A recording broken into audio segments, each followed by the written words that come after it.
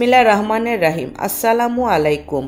গত ভিডিওতে ফলের উপকারিতা নিয়ে আলোচনা করেছি, তবে কিছু ফলে অপকারিতা বা অতিরিক্ত ফল খেলে শরীরে ক্ষতিও হতে পারে, তা নিয়ে আজ আলোচনা করব।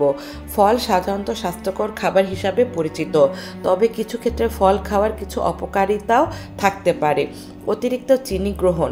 অনেক ফলে প্রাকৃতিক চিনি ফ্রুক্টোজ থাকে, যা বেশি পরিমাণে খেলে রক্তে শর্করার মাত্রা বাড়াতে পারে। বিশেষ করে ডায়াবেটিস রোগীদের জন্য এটি সমস্যার সৃষ্টি করতে পারে। ফল স্বাস্থ্যের জন্য ভালো হলেও অতিরিক্ত ফল খেলে ক্যালোরি বেশি হয়ে যেতে পারে, যা ওজন বৃদ্ধির কারণ হতে পারে।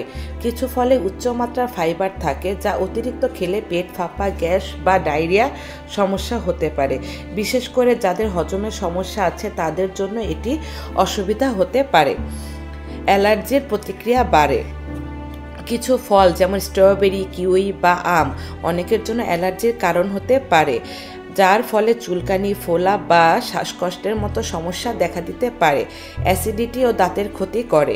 লেবু, কমলা, আনারসের মতো টক জাতীয় ফল বেশি খেলে এগুলোর অ্যাসিড দাঁতের এনামেল ক্ষয় করতে পারে, অ্যাসিডিটির সমস্যা বাড়াতে পারে।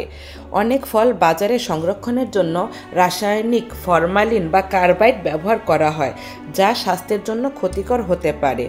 নির্দিষ্ট ওষুধের সঙ্গে বিরূপ প্রতিক্রিয়া সৃষ্টি করে। কিছু ফল যেমন আঙুর ওষুধের কার্যকারিতায় প্রভাব ফেলতে পারে এবং পার্শ্ব প্রতিক্রিয়া বাড়িয়ে তুলতে পারে।